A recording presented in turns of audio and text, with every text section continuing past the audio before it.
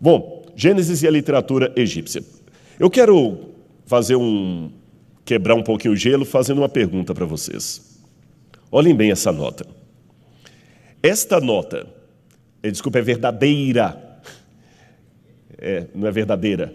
É que eu dei em espanhol, vocês já acertaram, eu dei essa palestra no México.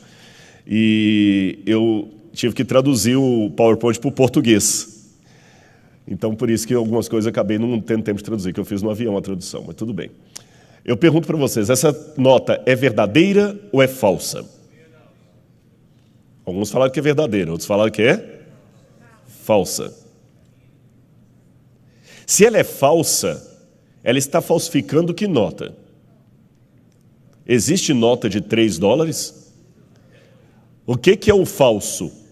O falso é uma má interpretação do verdadeiro, é uma caricaturização do verdadeiro, e ele imita detalhes do verdadeiro, mas não existe uma nota de $3, então não posso dizer que é uma nota falsa, mas também isso não significa que ela seja verdadeira no sentido de ter valor. Então nem sempre as semelhanças podem ser adequadas no sentido de correspondência. Esta nota simplesmente é uma nota que não existe, que não tem valor agregado, mas também não posso dizer que é uma nota falsa, porque ela não está falsificando uma nota de $3. Eu coloquei essa introdução aqui para explicar para vocês que quando nós fazemos uma leitura comparada entre o Gênesis e outras literaturas que têm pontos semelhantes, muita gente já corre e diz assim, nossa, isso aí é um argumento contra a Bíblia. Não necessariamente. Porque se eu partir do pressuposto, por enquanto teórico, porque eu estou falando num ambiente acadêmico, se eu partir do pressuposto teórico que a Bíblia está dizendo a verdade, eu tenho que ter consequências daquela história. Eu vou explicar melhor o que eu quero dizer. Você não pode acusar uma pessoa, agora está falando tanto aí questão de prisão em segunda instância e tudo mais, os advogados falam muito da presunção de inocência. Ou seja, a pessoa é inocente até que se prove contrário. Então, se de repente, ontem aqui no NASP, um carro como o meu atropelou uma menina e fugiu, e eu estou sendo acusado. Eu falo com vocês, não, eu não sou o autor desse atropelamento, porque ontem eu estava dando uma palestra em Belo Horizonte. Bom, se eu afirmei que eu estou dando uma palestra em Belo Horizonte, você talvez não tenha como confirmar isso, mas você fala, se o Rodrigo, de fato, deu uma palestra em Belo Horizonte, logo tem de haver pessoas em Belo Horizonte que assistiram essa palestra. Concordam comigo? Se ele estava em Belo Horizonte e o carro dele estava aqui, então ele deve ter vindo de ônibus ou de avião. Se eu procurar nas companhias aéreas ou de ônibus, eu vou encontrar o nome dele como passageiro vindo de Belo Horizonte para cá. Correto? É a consequência esperada da tese que eu levantei, que eu estava em Belo Horizonte na data de ontem. Da mesma maneira, a Bíblia fala que Deus criou um casal, Adão e Eva, e lhes revelou o seu amor, o seu cuidado, o seu carinho. Se isso for verdade, todos os povos do mundo se originarão de Adão e Eva. Se isso for verdade, é de se esperar que esses povos contem histórias mais ou menos semelhantes a respeito da criação, porque eles ouviram de um ancestral comum chamado Adão. Ficou claro isso para vocês? E se essas histórias forem diferentes, mas tiverem um núcleo central, eu posso falar, são falsificações de uma nota verdadeira que existe. Ou seja, se há falsificação, é porque há o verdadeiro. Ficou claro o meu argumento? Bom, agora a comparação tradicional que muitos teólogos liberais fazem é entre a literatura produzida na Mesopotâmia, especialmente Suméria, Babilônia, Assíria, e os autores bíblicos. E a conclusão que eles chegam é que a Bíblia plagiou esses mitos. Eu poderia falar muito dessa literatura sumeriana. Você tem, por exemplo, o épico do Gilgamesh. Gilgamesh conta que teve um dilúvio que cobriu a terra, conta que os deuses tinham um fruto proibido, uma árvore proibida, que Enkidu acaba sendo tentado a comer, tem muita semelhança com a Bíblia. Se você pega o épico do Enuma Elish, são 7 tabletes que contam a história da criação do mundo em 7 momentos. E o 6º tablete conta a história da criação de Lulu. Lulu, em sumério, é a palavra para homem. E no 7º tablete, os deuses descansam da sua criação e aí mandam um dilúvio para destruir a terra. A Bíblia também fala que a criação houve em 7 dias, no 6º Deus criou o homem, no 7º descansou, e depois disso Deus mandou um dilúvio para destruir a terra. O que os críticos falam? A Bíblia plagiou esses mitos. Só que isso aí faz parte de uma teoria chamada, de um método histórico-crítico que trabalha com a hipótese documentária. Quem começou essa hipótese documentária? Eu tenho 2 homens ali, um francês, um alemão, Jean Astruc, que era um médico, teólogo também, e o outro, Wellhausen. Wellhausen, cada um a seu tempo, e Jean Astruc, eles começaram a falar que a Bíblia plagiou essa literatura sumeriana. Daqui a pouquinho eu vou entrar no Egito, só estou dando um preâmbulo para vocês entenderem o problema da hipótese que eles levantam. A Bíblia plagiou esses mitos. Agora, antes que você em casa fale assim, tá bom, a Bíblia plagiou, mas é que esse pessoal não tem fé. A Bíblia é a palavra de Deus. Calma, não seja preconceituoso. Não use falácia para responder a quem você não concorda. Dizer apenas que o outro é um vagabundo, você não está respondendo. Você tem que desmontar o argumento dele, e para desmontar o argumento dele, você tem que conhecer o argumento dele. Então, nos próximos 2 ou 3 minutos, eu vou dar para vocês o argumento que os críticos da Bíblia dão. Então, fiquem tranquilos, eu não estou perdendo a minha fé, mas eu tenho que entender como o outro pensa, até para saber por que ele chegou àquela conclusão e por que eu discordo dele. Então, o que o Jean Astruc percebeu e o Wellhausen também percebeu? Quando você pega o texto hebraico do Gênesis, eu coloquei um destaque ali na segunda linha você tem a palavra barar, que é o verbo criar, barar Elohim et, que é uma palavra que não tem tradução em português, deve estar Shamaim, os céus, criou Deus. Criou Deus. E se você olhar realmente aqui na sua Bíblia, quem tiver com a Bíblia aí, abra comigo, por favor, Gênesis capítulo 1. Por isso, professor Naor, que alguns dividem como sendo duas criações diferentes. Gênesis capítulo 1, versículo 1 diz, no princípio criou Deus os céus e a terra. Verso 3, disse Deus. Verso 4, e viu Deus.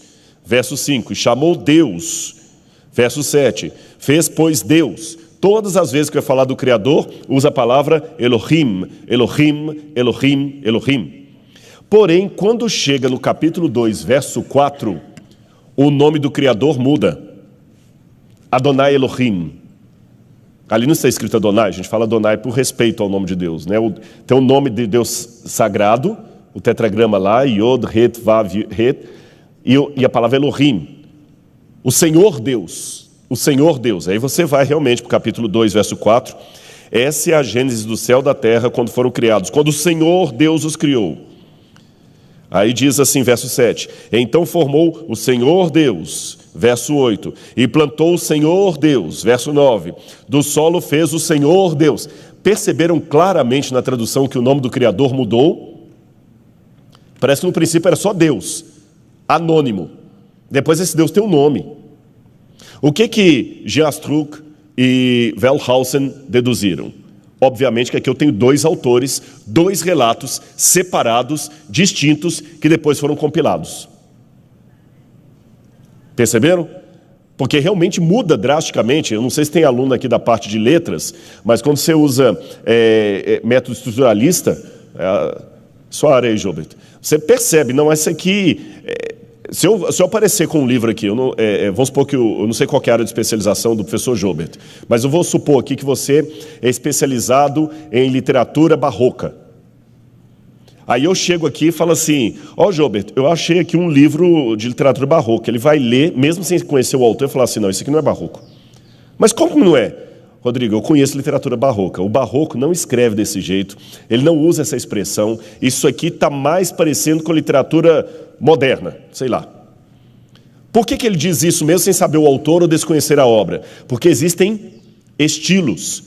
Se eu falar, de quem que é esse livro aqui? Se ele conhece... isso aqui é Graciliano Ramos. Porque esse jeito de escrever é de Graciliano Ramos. Esse aqui já é de Jorge Amado. Expressões que identificam quem é o autor. Olha, eu vou repetir o que ele falou aqui que eu gostei. O autor é um princípio de organização textual. Em outras palavras, o livro tem DNA. O texto tem DNA. E claramente, quando a gente olha na literatura hebraica, eu tenho 2 DNAs diferentes aqui. Lembra que eu estou levantando o problema ainda, eu não estou respondendo como crente. Eu estou repetindo o argumento que é usado na alta crítica para você entender. Perceberam? É lógico que eu estou simplificando a coisa, porque isso aqui dá 1 semestre ou 2 semestres de aula. Agora, eu já na introdução falei, será que eu posso concluir essa semelhança da Bíblia como dependência literária? Ou eu posso trabalhar com uma outra hipótese, que na verdade as semelhanças são por origem comum. Para complicar a história, existem ainda contradições entre os 2 relatos, o capítulo 1 e o capítulo 2. Se você pegar Gênesis capítulo 1 até o 2, verso 4, você vê que começa assim, a criação simultânea do casal. Quando eu cheguei, eu vi nas perguntas alguém perguntando, professora Krista, aí, quando Adão foi criado, foi a humanidade, foi Adão? Depende de onde você está respondendo. Porque se você pegar o capítulo 1, Deus criou os 2 casais, os 2 pares simultaneamente. Fez o homem e a mulher, a sua imagem e semelhança. Puf, acabou.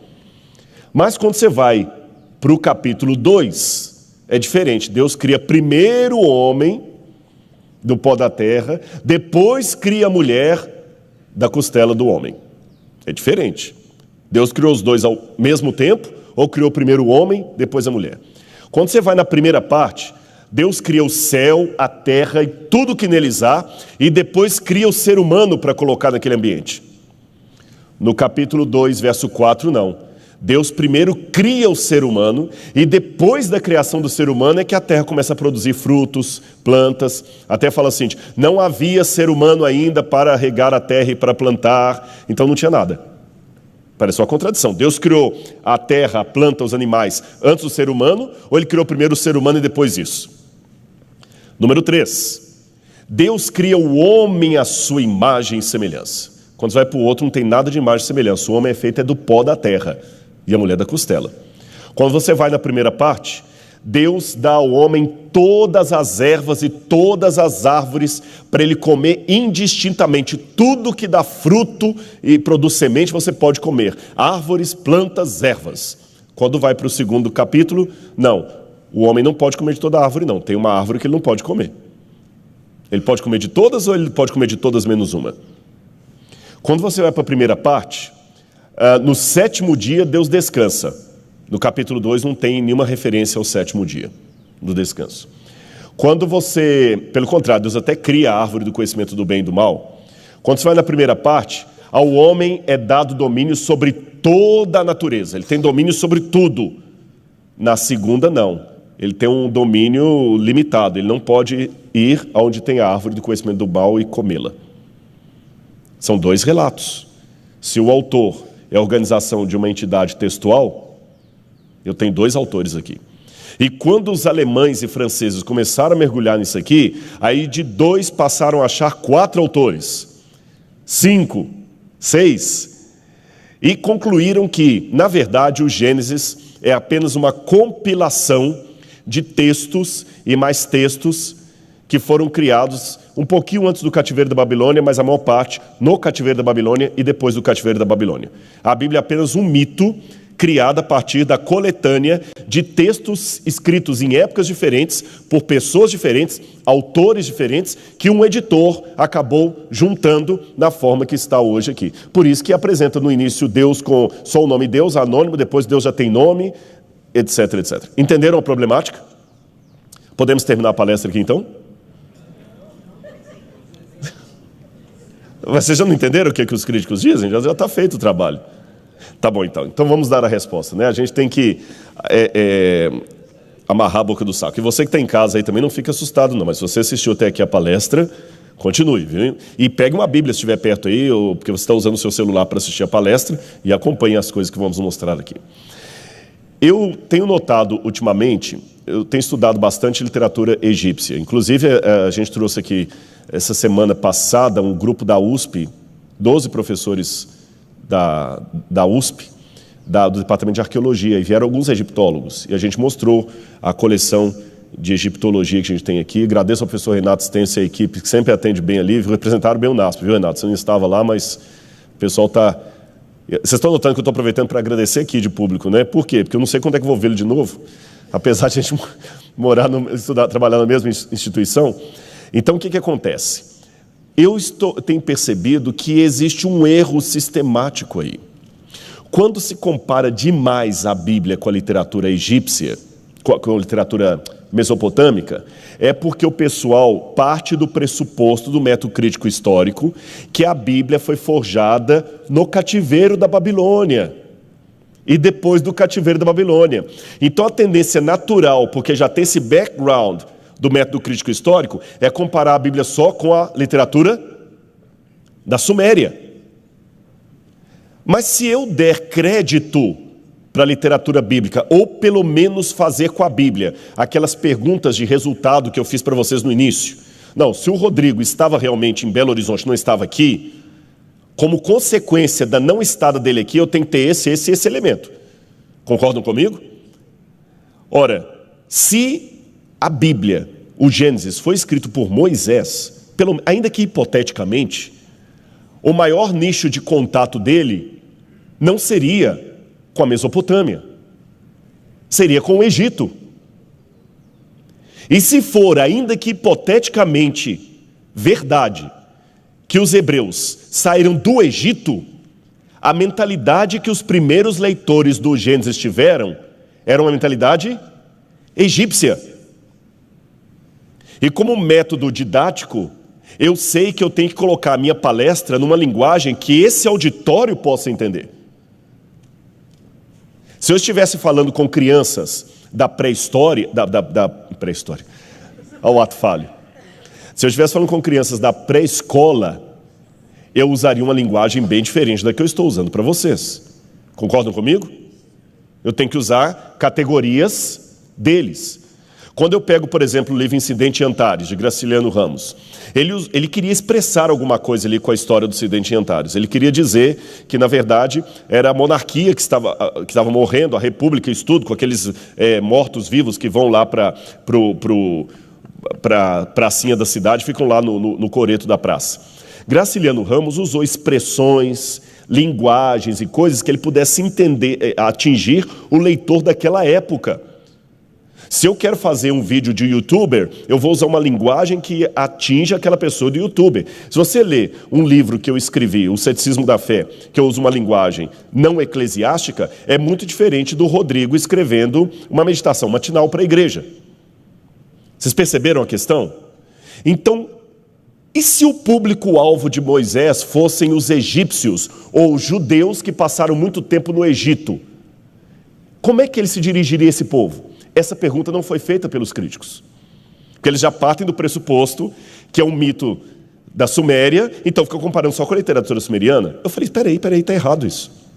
Eu tenho que comparar o Gênesis com a literatura egípcia, porque Moisés estava escrevendo para pessoas que tinham um matiz egípcio, como os hebreus que saíram de lá. E eu notei que eu não estava sozinho, não. Archibald Thomas Sayce, que era um humanista, que depois de estudar a Bíblia através da história e da arqueologia, se tornou um crente na Bíblia, ele observou pela primeira vez que havia paralelismos entre Gênesis 1 e a cosmogonia egípcia de Hermópolis. Ele fala a profundidade caótica, o fôlego movendo sobre as águas, a criação da luz, o surgimento da colina em meio às águas. Infelizmente, esse trabalho foi ignorado nas gerações seguintes. Depois, em 1933, 34, eu encontrei também um livro de um rabino chamado A.S. Yehuda. Ele identificou também várias semelhanças entre Gênesis 1 e 2, outro trabalho também que ficou desconhecido na academia. Cyrus Gordon, em 1982, também mostrou similitudes entre as tradições egípcias. E o mito, por exemplo, do deus Hunum, que era o deus oleiro. E mais recentemente, James Hoffmeyer também percebeu que havia paralelismos. E eu comecei a fazer uma análise e notei que realmente há paralelismos entre o Gênesis e a história do Egito. Vou dar um exemplo. Esse papiro que a foto está ali é o papiro de Merikari, da 10ª dinastia. É um tratado de sabedoria, século XII a.C. E ele diz assim: uma geração de homens passa para outra, e Deus, que conhece o caráter, se escondeu. Sirva a Deus para que Ele possa fazer o mesmo por você. Deus está ciente de quem o serve. Ele fornece para os homens o gado de Deus, porque Ele fez o céu e a terra de acordo com o seu desejo. Ele colocou limites nas águas, deu fôlego de vida nos seus narizes, porque são semelhanças daquele que surgiu de sua carne. Olha que interessante. Ele deu fôlego de vida aos narizes, os fez semelhantes a Ele, e diz que esse Deus se ocultou. Perceberam a semelhança? Mas deixe-me falar uma coisa aqui sobre método, antes de continuar. Eu não posso aqui cair no erro agora que o pessoal da Autocrítica caiu e acabar chegando à mesma conclusão. Eles dizem que a Bíblia é um plágio da mitologia suméria. Aí eu agora faço esse estudo e descubro que a Bíblia é um plágio da literatura egípcia. Eu mostro que não é. E daqui a pouco eu vou mostrar a vocês por que não é plágio. Mas, ao mesmo tempo que eu digo que a Bíblia não é plágio, estou dando spoiler aqui da conclusão. Ao mesmo tempo que a Bíblia não é plágio da literatura egípcia, eu sou obrigado a admitir que houve diálogo do autor da Bíblia com a literatura egípcia. A intertextualidade. Eu vou pegar um exemplo aqui de várias pessoas que nós nomeamos. Se você pegar Lutero, você vai encontrar muito na literatura de Lutero da Igreja Católica. Porque Lutero dialogou com a Igreja Católica. Eu não vou dizer agora que a teologia luterana é um plágio da Igreja Católica. Mas se ele estava naquele contexto, ele dialogou. Calvino, lê as Institutas de Calvino. Calvino dialogou também com o catolicismo da época, dialogou com Lutero, ainda que por oposição. Você vê coisas que Calvino fala, que Lutero fala. E talvez não necessariamente que um copiou do outro, mas os dois estavam respirando o mesmo ambiente, um na Alemanha e outro na Suíça. Ellen White. Você pega muita coisa de Ellen White lá, você vê de Daubigné, você vê de William Hanna, e não é que Ellen White plagiou, mas ela dialogou com esses pares. Diálogo intertextual não é plágio, é apenas admitir a realidade que o autor é fruto de um tempo.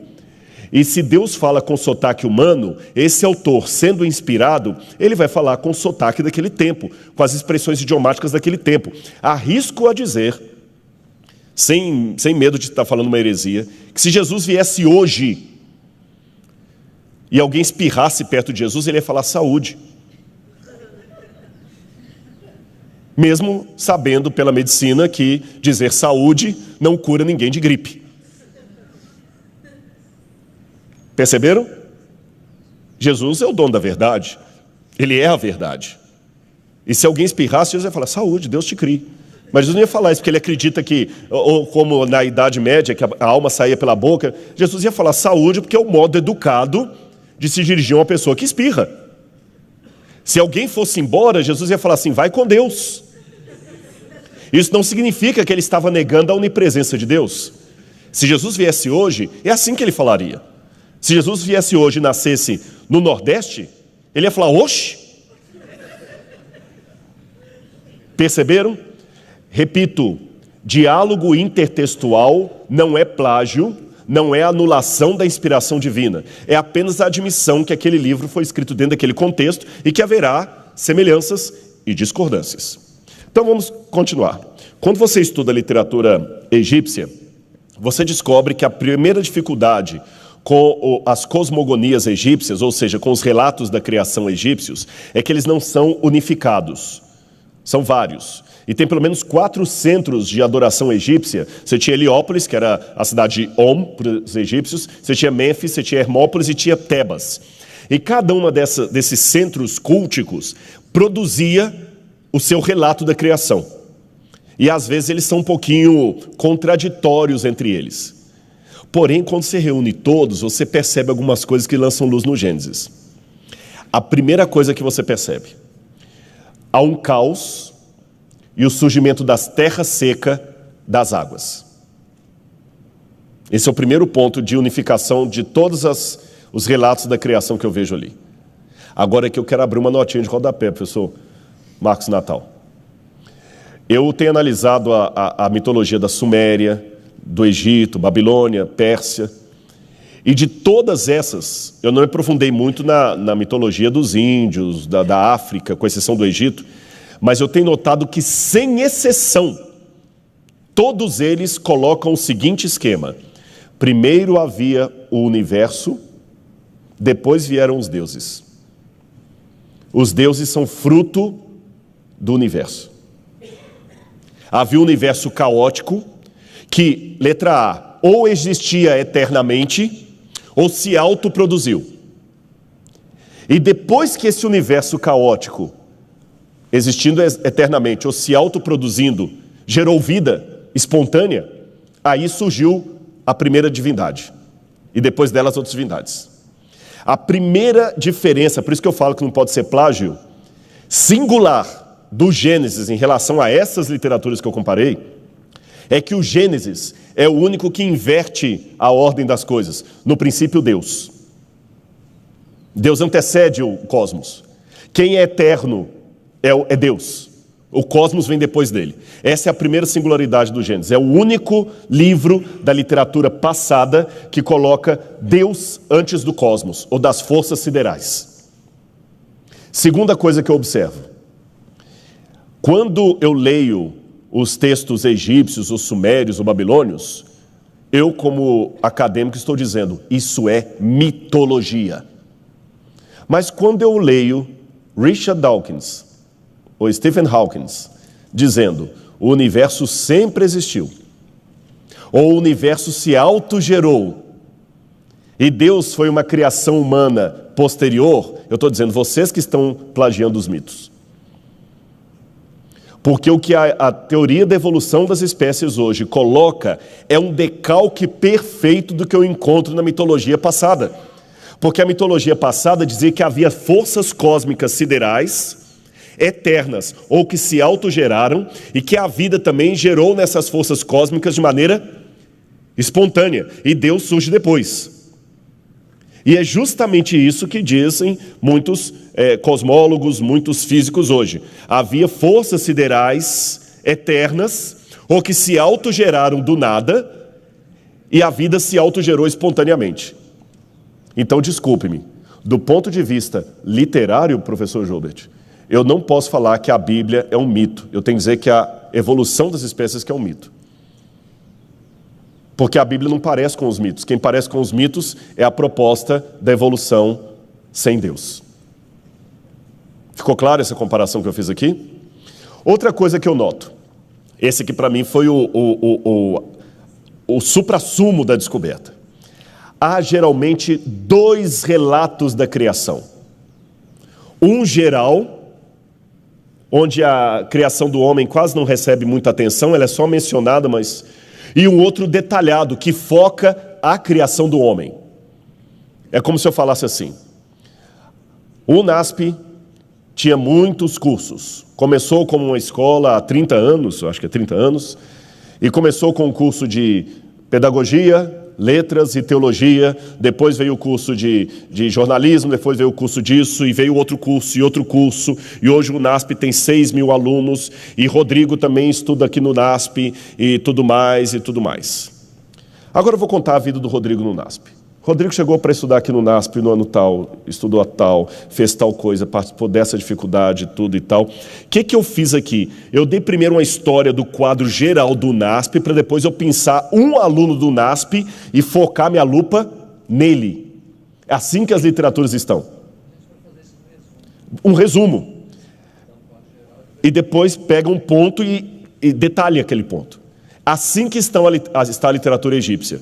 Então, quando o Gênesis apresenta primeiro um arcabouço geral de toda a criação e joga o homem só como um detalhe ali, e depois parece que volta a história de novo, como se fosse um novo relato da criação do homem, Moisés está simplesmente seguindo o meio literário do Egito. Não são dois autores. É o jeito egípcio de contar a história da criação. Ficou claro isso aqui para vocês? Outra coisa que me chamou bastante atenção. Os egípcios tinham um medo que outro descobrisse o seu verdadeiro nome.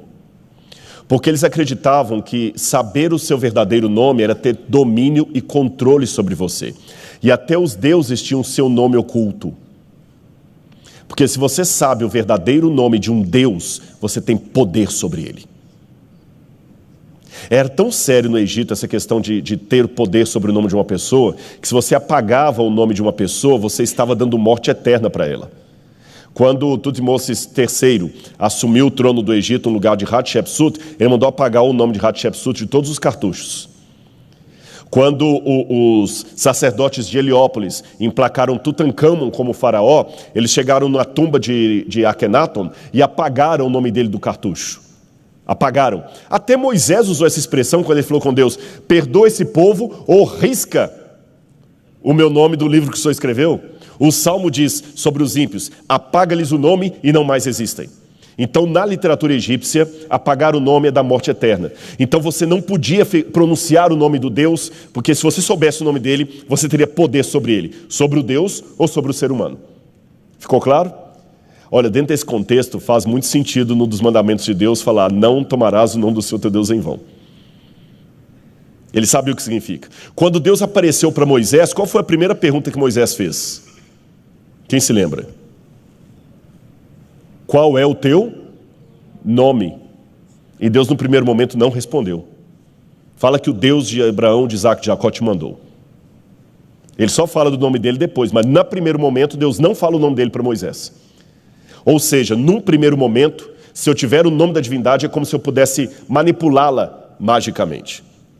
Moisés, escrevendo isso, e sabendo que os que iam ler o seu primeiro relato estavam munidos dessa cultura, ele falou: eu não posso revelar o nome de Deus de cara. Senão alguém que viveu tanto tempo no Egito vai pensar que ele tem um poder sobre esse Deus. E como na literatura egípcia, o nome de Deus só vai aparecer depois.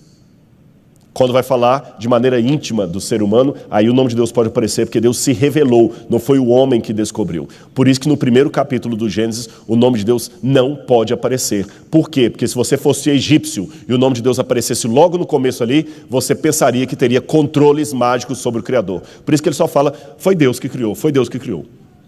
Não dá o nome. De onde que eu tiro todas essas informações aqui? A gente procura textos egípcios, textos das pirâmides, textos de sarcófagos, livro dos mortos, a teologia menfita, hinos. São vários documentos que a gente tem à disposição. Olha que interessante. Um desses documentos, por exemplo, olha como é que ele inicia a criação. Está na cosmogonia de Heliópolis. Zep-Teb-Je. Em egípcio, Zep-Teb-Je significa na primeira ocasião, ou nos tempos primordiais, surgiu o cosmos. É assim que começa. Mas me chama a atenção que Zep-Teb-Je se escreve daquele jeitinho ali nos cartuchos. E você vê que a palavra Zep é a palavra justamente que aparece com uma cabeça. Vocês estão colocando ali, ó? É como se eu dissesse: na cabeça dos tempos surgiu o universo. É assim que ele dava o nome, professor Naô, aos livros egípcios da criação. Na cabeça do tempo surgiu o universo. Aí é curioso que Moisés, quando vai escrever as primeiras palavras do Gênesis, ele diz: Bereshit bara Elohim. Bereshit, B é a preposição. Pode ser B, pode ser para, por meio de. Reshit, se você olhar no dicionário em hebraico, vem da palavra rosh, que significa cabeça.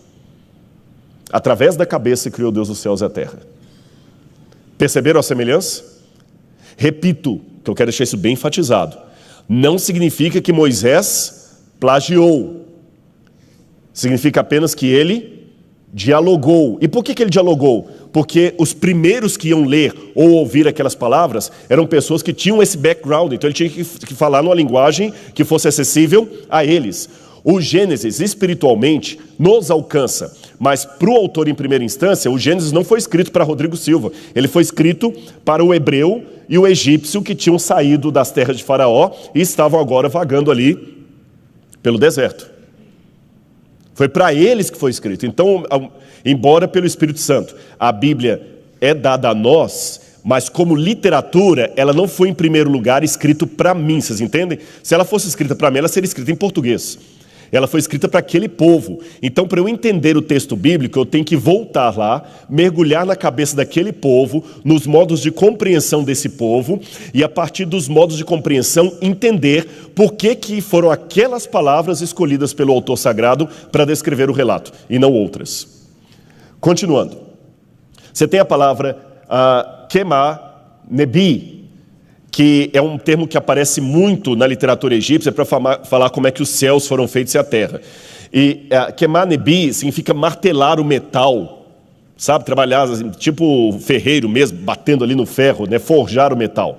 É interessante que no Gênesis também você tem o firmamento usado com a palavra Rakia, que compartilha a sua raiz com Raká, que também significa bater o metal. Você tem muito no Gênesis a palavra Balal. Balal significa separar.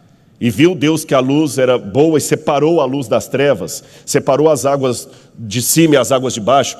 E a mesma ideia de separação aparece no Egito. Por exemplo, quando eles falam da separação do Nut, que é os céus, e do Geb, que é a terra. E separou. Eu vou dar um exemplo de como é que mais ou menos constrói as mitologias. O que diferencia de Heliópolis para Mênfis, para outras ali, é o Deus que aparece no início. E há uma mitologia que coloca, na verdade, é um Deus só, mas que ele tem várias formas. Uma dessas mitologias diz que no princípio havia o nada e o vazio. Ou melhor, na cabeça dos tempos, Zeb-Cheb, lembra? Na cabeça dos tempos havia o nada e o vazio. E no nada e o vazio surgiu um oceano primitivo. E esse oceano primitivo tinha elementos vitais que, como semente, ficavam ali espalhados naquele oceano primitivo. Então, nesse oceano primitivo, surgiu o deus Atom. E quando Atom surgiu do oceano primitivo e ficou ali boiando ou flutuando pelo oceano primitivo, surgiu do oceano primitivo uma montanha. E aí Atom ficou morando nessa montanha. E depois que ele ficou morando nessa montanha, ele ficou se sentindo só e ele criou seus filhos ali. Os filhos dele então um dia mergulharam no oceano, ele ficou desesperado com medo deles se perderem. Quando eles voltaram, eles criaram a humanidade. Aí, como ele não tinha onde colocar a humanidade, ele criou os céus e a terra para colocar a humanidade lá. E separou o céu da terra. Vocês viram alguma semelhança aí com a Bíblia? A Bíblia fala do Tohu Vabohu, ou seja, sem forma e vazia. Havia trevas sobre a face do abismo e o Espírito de Deus pairava por sobre as águas.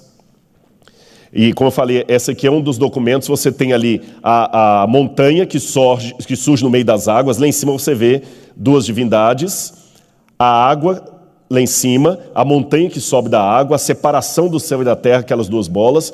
E aí você tem aqui a expressão que fala assim: eu os ergui do Nu. Nu é o nome que dá em egípcio para esse oceano, esse mar abissal do qual surge o primeiro Deus e dele todas as divindades. Quando você pega o Ogdoad é um conjunto de 8 deuses. O Ogdoad de Hermópolis, ele faz a separação entre o Nun e Nauet. Por que ele faz isso? Lembra que eu falei que nesse oceano havia elementos vitais? Esses elementos vitais eram macho e fêmea. Então esses elementos começaram a se unir e produziram seres vivos.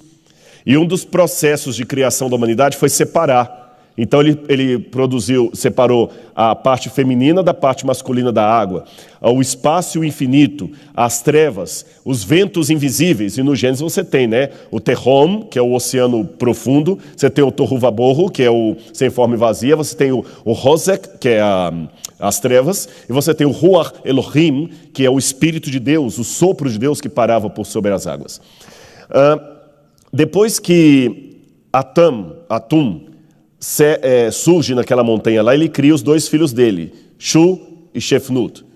Shu e Shefnut entram nas águas, como eu falei com vocês, e quando eles saem, eles criam a humanidade e separa o Nut, que é os céus, do Get, terra. Faz a separação das águas que estavam em cima, as águas que estavam embaixo. E aí começa a formar os deuses do Egito. Osíris, Ibis, Set, Neftis, Horus, que vem depois, e assim por diante. Bom, já falei com vocês, a novena de Heliópolis são os deuses principais lá. Atum, que é o deus criador, Shu e Tefnu, que seria o ar e a umidade, Geb e Nud, que seria a terra sempre separado, e os deuses egípcios. Agora, em Tebas, você vê essa mesma história, só que ao invés de Atum ou Atum, eles colocam Amon como sendo o deus criador. Aí depois fala que ele aparece primeiro como Amen, depois como Ptah, depois como Atum, depois como Ré, etc. Agora, olha essa frase aqui em egípcio, em hieroglífico. Ali você tem escrito, Neteru Ha-Rem F, que significa, ó grande Deus, cujo nome é desconhecido. Lembra que eu falei com vocês que não podia dizer o nome da divindade num primeiro momento, porque significava ter poder sobre ela? Então, dentro desse contexto, faz muito sentido que Moisés não dissesse o nome do Criador num primeiro momento, mas só no segundo. Para que quem lesse não fosse tentado a pensar que ele teria poder sobre essa divindade. E aí você vê os paralelos. E disse Deus, haja luz. Amém fala e o que deveria ser se faz. Ptah pensa e ordena o que deseja. Atã tornou-se o anúncio de sua boca. Agora tem uma diferença. Os mitos egípcios, eles falam também da criação por sexo. Os deuses fazem sexo ou masturbam-se e ali gera vida. Esse quadro nós não temos na Bíblia Sagrada, de envolvimento de sexo em Deus. Mas você tem o quadro de Deus ordenando as coisas, fazendo, e Deus separando coisas umas das outras. E a diferença crucial que o Deus da Bíblia antecede até as águas caóticas do mar profundo. Nas outras literaturas, não. E disse Deus, haja luz. E viu Deus que a luz era boa e fez separação entre a luz e as trevas. Chamou Deus a luz dia e as trevas noite. E chamou a luz de dia e as trevas de noite. Houve tarde de manhã o primeiro dia. No hino de Amém, ou Amon, mostra a mesma sequência. Amen-ha abriu seus olhos para ver todos se iluminarem por meio de sua visão, quando ainda não havia chegado o dia, ou o primeiro dia. Bom, aqui eu tenho de novo outro texto egípcio. Não havia céu, não havia terra, não havia sido criado as coisas da terra, nem espalhado as coisas no lugar desta. Então aí vem Khepri, que é o outro deus criador para eles. Mais um desenho que os egípcios fazem da criação, da separação da terra e dos céus. E mais uma coisinha aqui interessante, a presença quando cria o ser humano. Aí eles falam, no primeiro momento, dessa criação geral. Aí depois tem outros literaturas egípcias, na continuidade, que falam só da criação da humanidade. Aí quando você está lendo, passa a impressão que são dois relatos distintos, mas não é o mesmo, naquela ideia que eu falei de pensar. Aí eles colocam a figura de um deus chamado Kuhum. Kuhum é o deus oleiro. Aqui eu não sei se dá para vocês perceberem, esse quadro que eu vou apresentar o anterior, aqui está para ver. Estão vendo aqui o deus oleiro? Ele tem a forma de um cordeiro, ele está sentado, modelando um boneco de barro. E vocês percebem que ele tem uma roda na frente dele, um banquinho? Aquilo ali é um banco de oleiro. Quem já viu o oleiro fazendo jarro, ele vai batendo com o pé aqui e vai rodando e coloca o barro aqui, ele vai formando o jarro aqui em cima. É a mesma coisa, o Deus ali está com o barro de oleiro e fazendo o homem do pó da terra.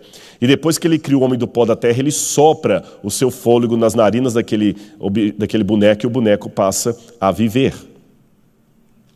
É muito interessante isso. E a Bíblia Deus fala. Então, quando eu vejo alguma coisa semelhante, eu tenho que lembrar duas coisas aqui. Em primeiro lugar, se Adão e Eva existiram, eu não devo me surpreender de que todos os povos da terra sejam descendentes de Adão e Eva. E, obviamente, a história primeva de Adão e Eva passa por hereditariedade social e cultural para todos os povos. E quem conta um conto, aumenta um ponto. É muito fácil descobrir entre essas várias tradições elementos de conflito, porém elementos que apontam para um núcleo original único. E sabedor disso, agora vem o crente falando, eu vejo como é que Deus foi sábio. Porque o diabo, agora eu estou falando como crente mesmo, aquele crente do interior. Como é que Deus foi sábio? O diabo fez tudo para poder destruir a verdade de Deus, mas como ele acabou fazendo paródias da verdade de Deus e espalhou no meio do paganismo, ele acabou permitindo que em todas as culturas pagãs existissem pelo menos sementes da verdade. E basta essa semente para Deus alcançar esse povo. E quem trabalha com missiologia sabe o que eu estou falando. Um dos melhores métodos de trabalhar a missiologia na janela 1040 é você pegar na cultura local alguma coisinha que lembre a Bíblia. E a partir daquele ponto de acordo você começa a falar, por exemplo, as Bíblias chinesas começaram a traduzir o tetragrama sagrado por Shang-Ti. Porque quando você pega hinos ou salmos chineses anteriores ao advento das dinastias chinesas, estou falando anteriores ao século XII a.C., você nota que antes havia um único Deus chamado Shang-Ti, que significa o Senhor dos Céus. E Shang-Ti era o único Deus que criou os céus e a terra. E Shang-Ti prometeu que enviaria o seu filho para salvar a humanidade. Se está na China. Quando os primeiros missionários foram para a China e foram traduzir a Bíblia para o chinês, falaram, temos aqui o nome de Deus em chinês, Shang-Ti. Que quando falava Shang-Ti, o chinês, eu sei quem está falando. Pois é. Lembra Paulo em Atenas? Passando pelos vossos objetos de culto, ouviu um altar escrito ao Deus desconhecido? Pois esse que vocês adoram sem conhecer, foi aquele que eu vim revelar. Então o que o missionário faz com esses povos, ao chegar e pegar pontos em comum, que são pequenas parcelas da verdade que ficaram ali no meio do paganismo dele, e usa isso como ponte, eu também faço isso com a arqueologia e o estudo da Bíblia. Eu vejo essas pontes e não atribuo a plágio do profeta, eu atribuo a diálogo. O profeta também fez a mesma coisa do missionário. Ele pegou aqueles pontos que seriam mais fáceis do povo entender, e através daqueles pontos ele esmiuçou a verdade e corrigiu aquilo que precisava ser corrigido. Por exemplo, que Deus é apenas um e que ele antecede a criação. E como na mitologia egípcia são vários deuses criando cada coisa, ali no Gênesis é só um Deus que faz tudo, ele faz o jardim, faz tudo. Então aquele relato do capítulo 1, professor, que você perguntou, e o capítulo 2, não são uma contradição, é a forma egípcia de contar a história da criação. Por isso que Moisés escreveu assim, se ele fosse brasileiro, mineiro, ele contaria talvez de um outro jeito. Mas como ele era egípcio, ele contou naquelas categorias gramaticais e linguísticas e literárias ali, somente isso. Agora, para terminar, também tem na literatura egípcia a menção da árvore da vida. Viu? A árvore da vida. Bom, para terminar minha palestra, que eu não quero cansá-los, é domingo. Eu sou o último a falar aqui, daqui a pouquinho não vai ser mais criacionismo, vai ser criacionismo. Qual a principal diferença que eu poderia pegar entre a Bíblia e a literatura egípcia? Aquela que resumiria todas que eu poderia apresentar. Aquela que eu poderia explicar até para uma criança de 5 anos entender, ou para um ateu da USP também entender. A diferença é simples. Pegue uma cosmogonia egípcia qualquer, traduza para o bom português, publique alguns exemplares e entregue numa penitenciária. Enquanto isto, vá para uma outra penitenciária e imprima o livro do Gênesis, entregue na outra penitenciária. Depois de 1 ano, você volta para ver o resultado e procura descobrir quantos presos deixaram a criminalidade, o uso das drogas, da promiscuidade, da pornografia, da irritabilidade, do ódio, lendo a mitologia grega, e quantos presos deixaram os mesmos crimes porque leram o relato do Gênesis. Se na primeira não houver diferença nenhuma e na outra houver uma igreja funcionando a pleno vapor, você já entendeu a diferença entre os dois relatos. Que Deus abençoe você. Muito obrigado.